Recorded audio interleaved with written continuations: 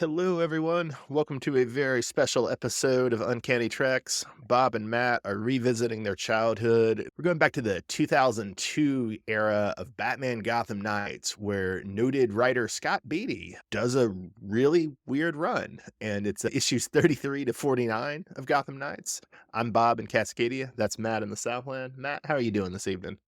Doing okay, Bob, man. This title is all about the Bat family. You can really see that Scott Beatty kept a lot of things from the Devin Grayson run, right? He keeps the focus on team ups and the focus on the Bat family relationships. He keeps the thing on weird subplots involving the legal status of the Batman. He gets very deep into the weeds of making sure that Bruce is a fit father. Lots of questions about Batman as a father are asked and answered somewhat in this. So it's a strange run, man.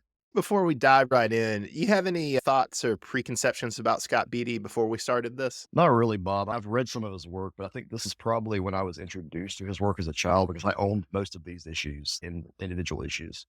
I'm gonna have some questions about that because I remember reading a lot of this, but some of this, I'm like, what is this?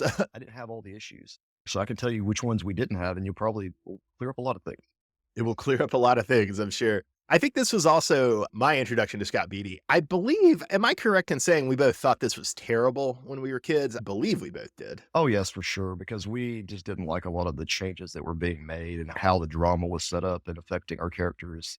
The changes that arose that didn't actually last, but they bothered us at the time. On revisiting it, I don't hate it as much as I remember hating it. I don't think it's very good comics, but on the other hand, there's interesting things and just what I remember and what I don't remember is fascinating. I don't think these are good comics, listeners, but I do think they're very interesting comics.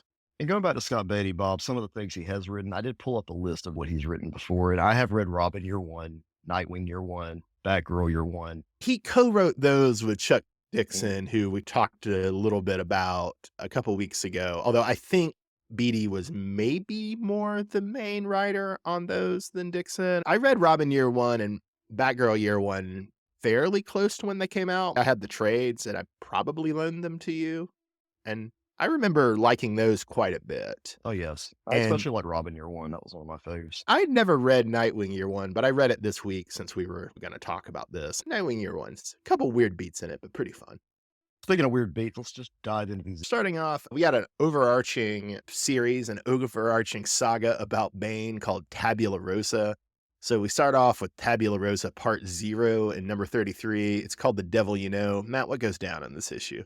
Well, Bob, Bane shows up at Wayne Manor while the Bat family takes out three formerly gimmicked criminals. We still have Brian Boland on the covers for these runs, a abiding theme with Gotham Knights. Very hit And or Boland, very interesting artist, not necessarily the guy you want to be your monthly superhero comic cover artist, though. He does an interesting job with the cover for this. It's a good cover. And also, we open up, like you say, in the thick of it with Alfred feeding Bane, who's off panel T, while also holding a shotgun on him. That's pretty good. right, which is reflected on the cover. You've got Bane standing up in a suit with his mask on at Wayne Manor, Alfred pointing a shotgun straight at his face. I like it because in Nightfall, Bane beat the crap out of Alfred, so Alfred is not Mhm. prepared with his shotgun. He keeps it at his side. Alfred has suddenly embraced the Second Amendment, it turns out. He doesn't agree with British gun control anymore. Keeps the gun. Now, Alfred will eventually die, so it didn't work out, and I believe he does die at the hands of Bane. Spoilers for 20-something years later, but just telling you, I mean, City of Bane. yeah. City of Bane. I don't know if that makes the spoilers better or worse that I've Uh, localized it. I don't know, it's weird. I don't remember reading that issue where he dies by the hands of Bane, so did he have the shotgun there? Come on, Alfred. Not to derail the conversation, but to me, the most shocking thing is that happened, what, in 2018, 2019? Right. And he's still dead? That's the most surprising thing to me. Well, Bob, when you have such a huge Bat family, and didn't your favorite Batman writer go without maybe mentioning Alfred for 6 straight months? Your Broken City guy, as Why are you coming at my dog, Brian Azzarello, like because this? he didn't use Alfred, Bob. He didn't use a character What? for 6 Yeah. straight Oh, months. that's just stupid. You don't have to have Dr. Tompkins or Commissioner Gordon or Alfred or the Robins in every single issue of Batman in every single story. That's precisely why I think it's dumb to kill Alfred, is that if you don't have anything to do with Alfred, you can just not show Alfred and it's quite fine. So I think that's where you and general audience are different, Bob. We require to know what's going on with Alfred at all times. So what you're saying, Matt, is that you need a subplot every year where Alfred is dying from inhaling guano? I gotta have something, Bob. I got to have something with Alfred. Alfred's got to be up to something. Come on. Is Alfred the next character cast after Batman for every film, Bob? Those are movies. We're talking about comic books. It's different medium. He's pivotal to the character of Batman. He's necessary. That's like saying, "Oh my god, this Spider-Man writer didn't use Aunt May for 6 weeks or No, no, 6 no, not months." 6 weeks, Who 6 months. fucking cares? Months, a full Who year, fucking almost a year. cares? All right, Gazarella just completely forgot to use Alfred altogether. He forgot he was existed because Really the standard you want to do for what's a good Batman comic of, "Oh, did it check the out?" That's insane. That's literally and insane. Alfred is on that checklist.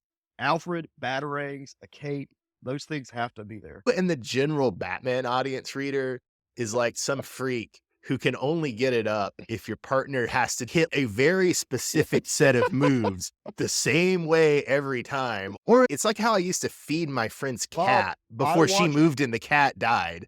I had to watch the cat jump on the bed. I had to pet the cat and say, "Good job, Panthro. That was a good job." And then I had to go put the food in the bowl. And if I didn't do all of those steps, if I didn't watch Panthro jump, if I didn't pet Panthro, and then I didn't feed Panthro, Panthro wouldn't eat. That's what you, and according to you, most Batman readers are like. Bob, I have watched wrestling my entire life. It's the same match over and over again, okay? And I like it that way. In the same way with my Batman comics. I expect Alfred. I expect Cena to do his 5 moves of doom and win. That's the thing. This is how this works. We like the things My we like for a God. reason. My God. All right. Matt, like I like Dustin Rhodes showing up on AEW when they have something for him to do, but when they don't, it's just fine that he doesn't. You don't worry about where he's at. I don't worry about You don't think he's not doing something in the background somewhere? I assume that the Ring of Honor World Tag Team title is just fine. Yes. I just assume. I don't need to know. I don't need to be reassured every week on Dynamite. Let's talk about a couple of characters they did decide to bring into this issue that I was surprised Hit to me. see. Hit me. Here they are: Signal Man, Corrosive Man, and Kite Man. However, all 3 of them are without their gimmicks, so you don't know who they are. But thank the Lord, the artist decided to put a little like piece of poster board in front of them when Batman finally does capture them to let me know who they are. Yeah, you could think the artist or you could think Robin, presumably. Yeah, Robin did kind of help. He gave you some context clues, but come on, I needed to have it Yeah. painted out right there for me. And Yeah. Bob, we've seen a lot more Kite Man lately. Kite Man's gotten a big push between the Tom King Batman run and then he has his own animated spinoff of Harley Quinn. I know it's difficult to think back to a time before when Kite Man was the biggest character that DC had, but if you can think back to that huge Kite Man time, do you think you still would have liked him the best of this trio of Kite Man, Signal Man, and Corrosive Man? Corrosive Man would have come in a close second just because I kind of like his whole gimmick. So what you're saying is you're really prejudiced against Signal Man. Signal Man's boring. I've never really understood him. I did want to briefly shout out the artist on this is Mike Collins, who's a Welsh guy, and he did one of the Babylon 5 comics we covered in another iteration of this podcast. I vaguely remember the art from that comic, and he definitely got the characteristics of the people on the show, right? The actors and actresses. So Andy drew Alfred, so Matt's happy. I'm very happy. I'd never read Legacy, Matt, which is, I guess, the big crossover appearance of Bane in between Nightfall and No Man's Land. But I guess I do remember Talia spurning Bane as a plot point showing up in No Man's Land and after, but I didn't remember that Bane was so angry after Legacy that he was going on a campaign to destroy the Lazarus Pits. That's an interesting thing that I'd forgotten. I read Legacy, and it was fine as a next step for Bane. He becomes the new Ubu, and I'm sure that the Dark Knight Rises film, they drew heavily from Bane's interactions with Talia and Ra's al Ghul in this comic. That's really smart. I didn't think about that at all, but yeah, I bet you're right. That's interesting, the Legacy influence on Dark Knight Returns. I do remember spotting a lot of interesting and little weird comic parallels from Dark Knight Returns in particular back in 2012. I hadn't thought about that one though. I'd also totally forgotten in this issue, even though read it when we were little, that Batman and Bane go visit Jason Blood. That's pretty interesting. Yeah, I feel like Etrigan the Demon was showing up all the time during this period. He was never my favorite character. And I always hated when they didn't do the rhyme scheme correct when he was talking. Matt's a stickler. Matt's like, man, Etrigan the Demon shouldn't discover modernism, shouldn't discover free verse. He should be just speaking, and he's a poet and didn't know it. Rough. Yeah. Matt, do you have an opinion on the whirly bats? They're so late 70s, early 80s, just the look of them, and they're just an action figure accessory. I don't understand their purpose because Batman usually just uses his grappling hook and stuff to get rings to go, but he whips these out, man. Even Bane wears one, which is weird. Matt, I don't mean this to be as condescending as it sounds, but have you ever been to New York City? One time, a Batman commentator, I think it was Chris Sims, said something to the effect of once you've been to New York City, you understand that the most unbelievable thing about Batman is the Batmobile. It's hard to get around. And you could extend that to the bat cycles too. So I would actually defend the whirly bat. I get what you're saying that it feels a little dated, but I think it's cool and makes sense and definitely makes more sense in an urban context than say the bat cycles or the Batmobile. Although I guess given the fact that helicopters seem to so often crash and kill famous people, if we want to know what the end of Batman would be, it would just be the crash of a whirly bat. He's wearing a cape with a whirly bat too. This is asking for trouble. I figured at this point Batman would have like some kind of hovercraft technology. He's got a freaking hollow deck in his bat cave. Well, do you want to wrap us up for issue number 33, man? Yeah, Bob. So at the very end of the issue, Bane's exact words are, "Wouldn't you agree, brother?" So much We better find in a Hulk Hogan voice. You're right. So Yeah. much better in a Hulk Hogan. Yeah, Bane may be Batman's brother, guys. That's the whole thing. You've maybe made me like these issues even more because this is jumping ahead a little bit. But in 34, speaking of the holodeck, we spend a lot of time on Batman's holodeck in number 34. And we see the Hollow Bane having a bunch of Arnold Schwarzenegger one-liners, and it's pretty brutal. It's pretty bad. It's not really imaginative, and I don't think it would have been very imaginative in 2003. But imagining Bane as Hulk Hogan amuses me so much more than imagining Bane as Arnold Schwarzenegger. Like something to be really racist. You Yeah. think Bane wouldn't be really racist, Matt? It sure is.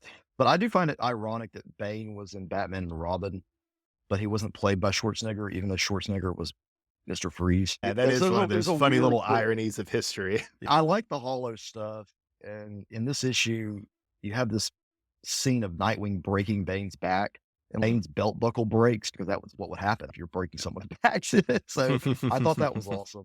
But it literally is a hollow deck. It's so weird. I mean, even the line scheme is the exact same as what you'd see in Star Trek. That was something I noticed reading through Nightwing Year One and looking back at Batgirl and Robin Year One is Beatty really likes the training scenes in the Batcave. That's something that comes up a lot in those comics. More Batgirl Year One and especially Nightwing Year One than Robin Year One. So we're talking about issue 34, Skin Trade. Part one of Tabula Rosa. And what's the summary of that, Matt? Well, after discovering the shocking news that Bane could be Bruce's brother, the Bat family reflects on this newfound discovery while a new threat is formed and a tattoo artist seeking revenge against her rapist. We gave Brian Boland a lot of crap about his covers in the prior runs, but I do like this cover. It's a really funny cover. It's a great blurb with Bane and Batman and then blurb the new dynamic duo question mark.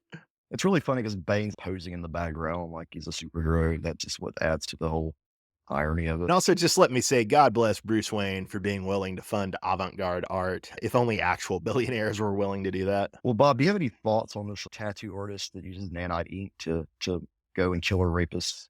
I don't really have any strong opinions on it. You mentioned that she's one of two antagonists who we've seen this run who get dropped. Although the character whose name I forget, is it Manitoa from Manitou, yeah. last? Yeah, he at least showed up in a Beware the Batman episode that I'd totally forgotten. Yeah. This So character I never makes another appearance outside of Gotham Knights. We do see her later on in this series. We do not see her again in anything outside of Gotham Knights. Her name is Pix, right? Picks. And I thought the character was interesting. I do feel that the whole origin piece is they detail her rape, which is weird for a comic. Yeah. And that I feel like was something DC has moved away from. Thankfully, we don't see as much of that. One of those dilemmas of, on the one hand, it is a part of the human experience and arguably it shouldn't be off limits. But on the other hand, you get the feeling that comic books, especially comic books in the 90s and the early aughts, went to it a little too easily for motivation and in a really fetishistic way. I agree. Although I do like the whole gimmick of the nanite ink. I think that's a cool way to take this and run with it because nanite stuff was so popular back in the early on. This was a fascinating way to use it because you would be actually have a reason to inject it into someone. It was interesting that they do take some pains, I think more in later issues than this issue, to connector to the DC villain, the Tattooed Man, who I think was more of a Green Lantern villain. Speaking of political things that I find a little queasy, we've talked about I like Chuck Dixon's writing, but occasionally these insane right wing talking points come up in Dixon's writing. And that's the same here with Beatty. If he's has these libels about Marxist guerrillas in Latin America doing a slave trade. And it's, nah, dog, you mean the dictatorships they're fighting. Batista's in Cuba, for example, that's who's doing labor trafficking. It's not the Marxist guerrillas for the most part. And then one other thing I did want to praise about this issue is we see Bane and Batman using finished basement as a euphemism for the Batcave, which I thought was a very funny euphemism. We did bring that up last issue about how do they even fix the Batcave. Issue 35. Part Sorry. 2. Pain and Ink. And in this issue, Huntress beats up Batman for working with Bane because she just doesn't like that. Thinks he's a hypocrite. I really like Huntress kicking bats. I really do like Oracle describing Huntress as Batman's least favorite daughter. That really makes me laugh. In some way, the quip comes up Bane Wayne, which really makes me laugh. Yeah, that's hilarious. I want to point out the training equipment in the clock tower is just a punching bag with a picture of Bane's face, whereas the equipment in the Batcave is the holodeck program. It's not very equal in training for the birds of prey. We do get Huntress kissing Nightwing in this issue. And a couple of issues ago, we were wondering if they had any relationship. I was never wondering. I know. You might have been wondering. I wondered. I didn't have the great knowledge that you have. So when does this happen before, or after the big, they had sex thing? That was after all that. No, this had, so there's a Nightwing Huntress miniseries. I want to say in 98. I think it's slightly before No Man's Land that Okay. Devin Grayson wrote. Actually haven't read it, but I know of it pretty well, and they bang in that. But it is very much a hit it or quit it thing. Just hook up. The fact that they had hooked up hangs all over their relationship in the Devin Grayson run before this in Gotham Knights. And that's why when Batman's listing off Dick's ex-girlfriends in Gotham Knights in the Devin Grayson run, he lists the main ones he lists are Oracle, Starfire, and Hunter. Gotham Knights is bringing back the Bruce Wayne as the playboy, not really knowing how to do business. It's like he had the animated series. I do like how he calls up his date from the previous art show that in the other issue to get the name of the tattoo artist. That was awesome. That was hilarious. I like it when Bruce Wayne is written that way. He's using his playboy charm to get what he needs to be Batman. It's a little cruel, but it is funny that we get to see his pleasure at provoking this woman, angering this woman such that he doesn't have to deal with her in the future is pretty amusing. And the smile on his face is hilarious in the issue. He's very pleased with himself. It reminds me of like the Keaton smile from the movies. Oh, that's a good connection. Issue number 36 is Tabula Rosa, part 3. It's called Pix. What goes down in part 3 Pix, Matt? So Batman faces off against Pix and is saved by Bane. One problem I do have with these issues is that the plotting of the art is not very consistent. Characters are not wearing the same outfits that they were in the previous issue. The positioning on the panel is what would happen several minutes after what happened on the other panel. There's missing time. There's just some inconsistencies that drive me insane. The only thing I really had to say about this issue was we see Oracle and Nightwing stuck in traffic, and they're playing, instead of 6 degrees of Kevin Bacon, they're playing 6 degrees of Red Bee, which is a fun game. Do you find it very strange? The way that Oracle is portrayed as not being able to use her legs shows so much in these comics. But I don't know if that's a way to show that she's still strong or if it's that she requires help from other people. Which one do you think they're going for here? I definitely think they're going for the former, but I don't always think it succeeds. And so sometimes it winds up showing the latter. The whole thing in the car, they could just get her wheelchair out and roll her. Dick doesn't have to carry her. It's not that big of a deal. Why is her handicap becoming such an issue? They want to portray her as strong, but they're just not doing a very good job of it. You see it in a later issue too, where she goes to confront Bruce in the Batcave and has to climb down this ladder, which we've never seen before. Weird. It's unnecessary. On to happier things, but I didn't find this next issue very happy. No. So number 37 is Spoiler Space, which is just a terrible title. But what goes down in Spoiler Space, Matt? So Batman tests Spoiler's abilities and she fails. That's really all. This issue infuriated me. The entire premise is Metamorpho is better than Spoiler. I really like Spoiler, and I don't like Metamorpho very much. So I was pretty annoyed the whole thing. Do you have any takes on Metamorpho, Matt? Yeah, I don't really care for Metamorpho because he's overpowered. I've never really read anything with the character, and I want to read more Metamorpho comics. He's not that kind of character. He just shows up when they need a plot device to fix the problem. With that being said, though, I am not a big Stephanie Brown fan, and I'm starting to understand more and more why they attempted to kill her off in War Games. Stephanie Brown to me is just extra fat on the Bat family that used to go on. Well, I like her, like I said, in fairness to your point, I don't think she was very well written before they killed her off in War Games, although I haven't read a lot of that Chuck Dixon, Tim Drake series. I don't know how she's used in that, but in stuff like this, I agree with you that she's not used well. But really like Stephanie Brown because of things like the Grant Morrison one shot where she's infiltrating the assassin school, or the series where she's Batgirl, or the series where she and Cassie are the Batgirls who work for Oracle. So it's the later Stephanie stuff is why I really like her, where I think later writers knew what to do with her. I agree with you that there's reason she was killed. To go to Metamorpho, I just wanted to say briefly, I've read Batman and the Outsiders and all the Outsiders comics, not that recently, but a couple years ago. I never liked Metamorpho there. Some people do say Metamorpho's Silver Age comics are great. I've never read them and have never been particularly interested in them, but some people do say. And then Al Ewing is doing a current Metamorpho ongoing, which I do mostly like Al Ewing. I don't like everything he does, but I really like what I do like that Al Ewing does. So I'm somewhat tempted to get into Metamorpho because of Al Ewing, but I'm also, Metamorpho sucks. On to issue number 38, Night Moves Part 1, The Queen is Dead. So Bob, Checkmate attempts to brainwash Huntress into becoming the new Black Queen, while Bruce acts like a dick to a sick Alfred. And I'm just going to say, Bob, that even as a kid, I hated this cover. I didn't own this issue. So this Okay, is I what was we about to get. say, this arc is the one I don't think you own because I don't remember this arc with Huntress and Checkmate at all. It totally blindsided me. Yeah, I hate this cover though because the positioning of her left hand is so awkward. It makes it look like someone with a black glove is trying to grope her. It doesn't look like Ugh, her own yeah, hand. it's a bad cover. Yeah, You're and then right. the night motif is okay once you understand its relation to Checkmate. Helena is in her post-hush costume in this. So this happens. Very much. I recently reread it because I was reading a lot of Question comics. This also is very much a sequel to Batman Huntress Cry for Blood, which have you ever read that? I have not, no. Oh man, we should maybe do that in the future. It's a great comic. I love it. I read it when we were young. I think you'd still like it, but I have strong nostalgia for it. Well, Bob, to begin the issue off on the second page, we got Bruce decking Alfred with a snowball, so he's already being a dick from the start.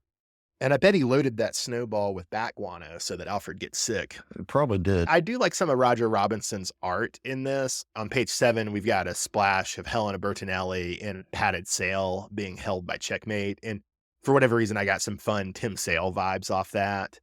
And then just to skip to the end, I really did like the last page. It's a very animated series, Bruce Timm style splash page of Helena diving out of the Checkmate skyscraper. I thought both were really good. I will say that this is one of the better issues that we're covering today. I really enjoyed this issue just because I like the way that she's brainwashed. She thinks she's Helena Wayne for a moment. That's Yeah, really cool. yeah. Anytime you can tie in that kind of stuff, it's really neat. The ending's a little weird with her jumping out the skyscraper, but whatever. And Checkmate using Scarecrow and Mad Hatter to brainwash her is a very cool approach. On the one hand, I agree with you that I really like Helena and I like how she's treated for the most part in this issue. On the other hand, even though I think I'm more pro Checkmate than you, I was not super impressed with this Checkmate story, partially because I didn't remember it and maybe I was hostile to it, but also just, I don't know. Greg Rucka Checkmate series from a couple years after this is very good, I would say, but this stuff is not great, I don't think. The next issue, issue 39, is called Castling. The quality drops with this issue. Huntress escapes Checkmate and is rescued by Batman. That's really the whole story. The only thing I liked about this issue, and this is a follow up to Batman Huntress Cry for Blood, where Question and Huntress become friends, is we have Helena needling Question, like, asking, is that a new hat? A couple of things I did want to point out. On page 10, Bruce has an animatronic Clayface to fight for some reason in his Batcave, even though he also has a holodeck. He just really likes inventing these things to beat the crap out of. I don't really feel inclined to defend this, but if I were inclined, I'd be, oh man, Matt, I mean, Clayface is a villain you need to fight in multiple forms. On page 16, Bob, we see this bat cycle with a sidecar, and Robin has this really cool helmet he's wearing. And I'm okay, that's neat. He's got a different looking outfit. But then he immediately takes the helmet off to jump out of the sidecar and onto a moving tow truck. Why even wear the helmet to begin with? You're not going to wear it. The issue ends, of course, with Batman taking Helena to a bat bunker, which we know these were built during a Prodigal. We've seen them before in No Man's Land, but we get a chance to really see what one of the newer ones looks like. All right, Bob. So this finishes up in issue 40 with Checkmate. Batman and Huntress prepare for the bunker to be invaded by Checkmate while Alfred's sickness progresses. The two things we can say that Scott Beatty really has a thing for continuity cleanup, and he really has a thing for Wayne Manor and or Batcave invasions, doesn't he? I own that Wayne Manor Batcave playset, and 95% of my stories focused on the Wayne Manor being invaded. Maybe he had the same problem I did. Was that playset more of a Batman animated series or was it more of a Batman Returns? The one I had was Batman Returns, but they reissued it for every single Batman Ah. property. It came out like 10 different times with different color schemes and different stickers. On page 8, we get to see Batman beating up on Huntress, who's already been like beat up. I was really Batman, let her go. He's the dirtiest player in the game. Batman is constantly fighting Huntress. It's a weird thing with them. And then on page 12 and 13, we have a shirtless Huntress. And the reason I'm pointing this out is because this is the common thing in these Gotham Knights issues. There's a woman shirtless from behind getting dressed, or she's shirtless in her bed and you only see the side of her. Whoever I think it's Roger Robinson Yes, still. I he think he loves was to doing it on the Devin Grayson issues too. his favorite go-to, topless woman from behind. Might we say it's his required Alfred appearance? That must be it. Issue 41 is entitled Rubber Soul, and this is really just a filler issue about Matches Malone and the Elongated Man. Illustrated by Toby Cypress, who I don't know if you know this, but there's a Deep Space Nine miniseries that I've never read that's supposed to bridge the end of the show and the start of those Deep Space Nine season 8 novels. And he illustrated that apparently. But I wanted to like this issue. I mean, I love Elongated Man, and I think it's a great premise. It matches Malone crashes Sue Dibney at her book signing, and he takes her and Elongated Man out for Chinese. So I thought that was great, but obviously the last issue left us with like dying Alfred cliffhanger, and so this was a really, really strange fill-in issue while Alfred dies. That sounds a lot like when Hush ended and Broken City took over for 6 months.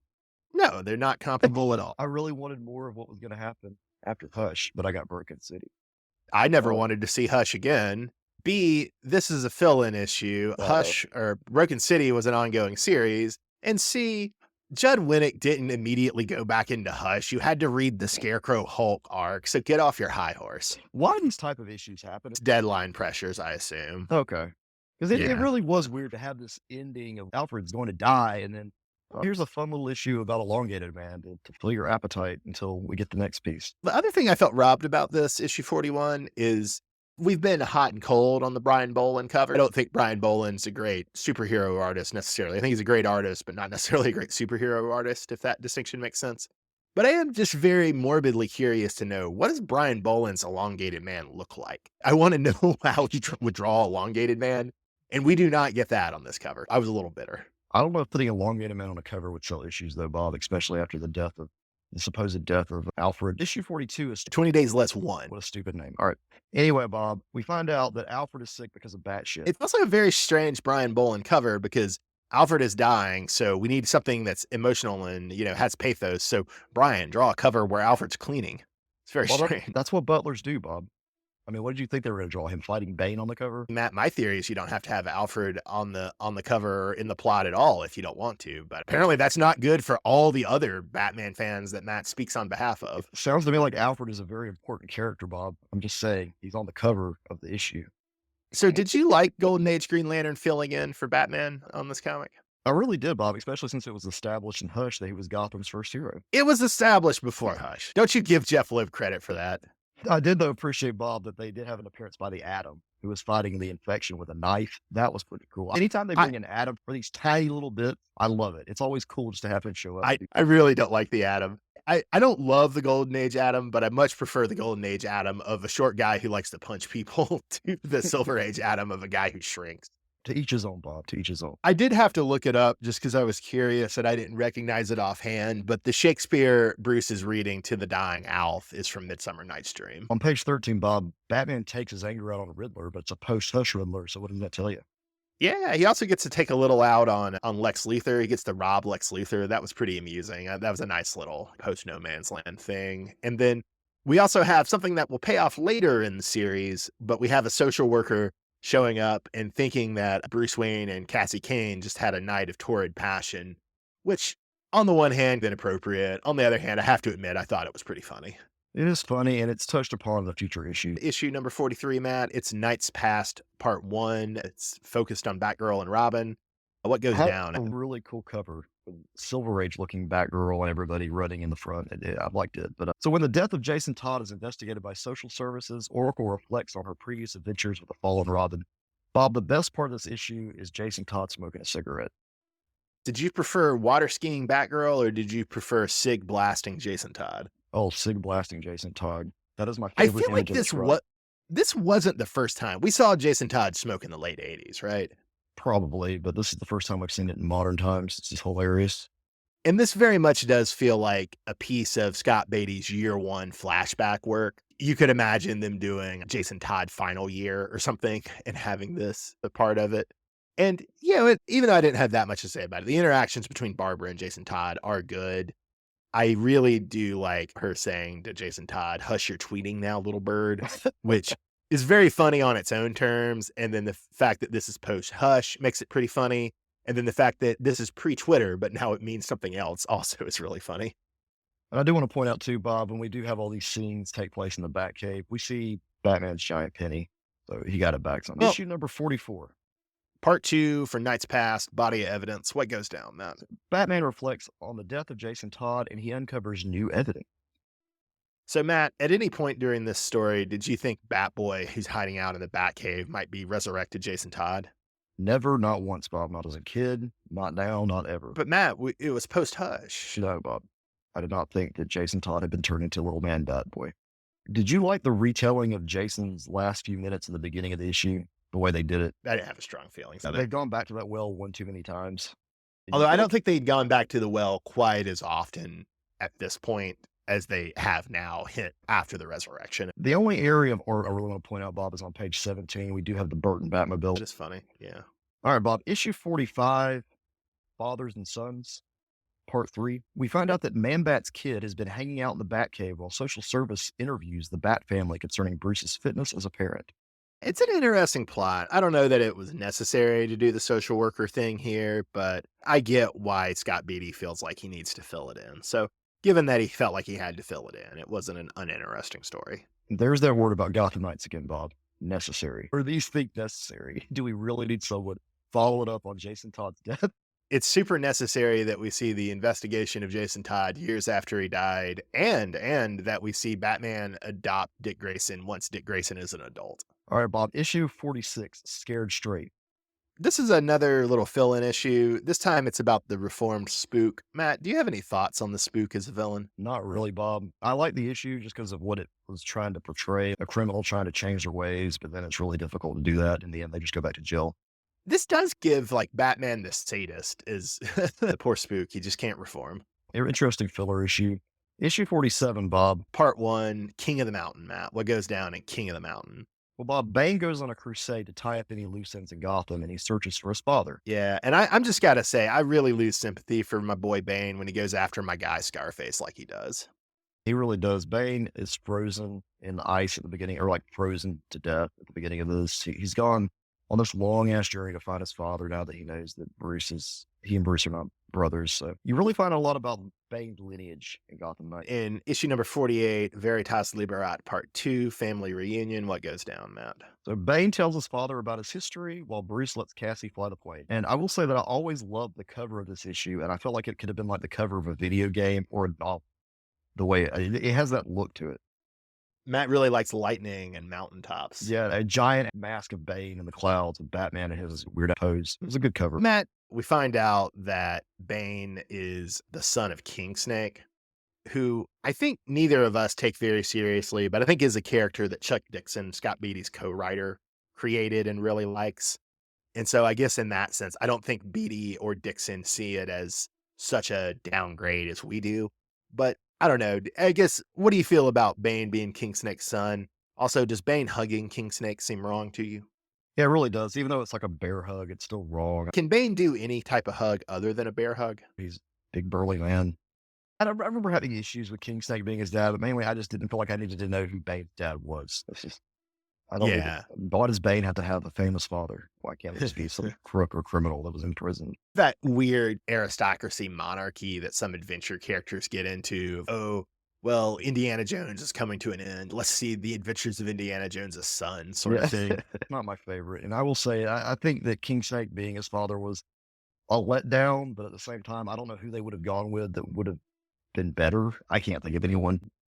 Honestly, I would have preferred they have not done the plot at all, but and I don't know that I really want Bane to be Batman's half brother, but you got to admit that Thomas Wayne being his father is more interesting than Kingsnake. They wouldn't have gone with Ra's al Ghul. That would have been the only other one I could think of. Well, they couldn't do that because of legacy. That's weird.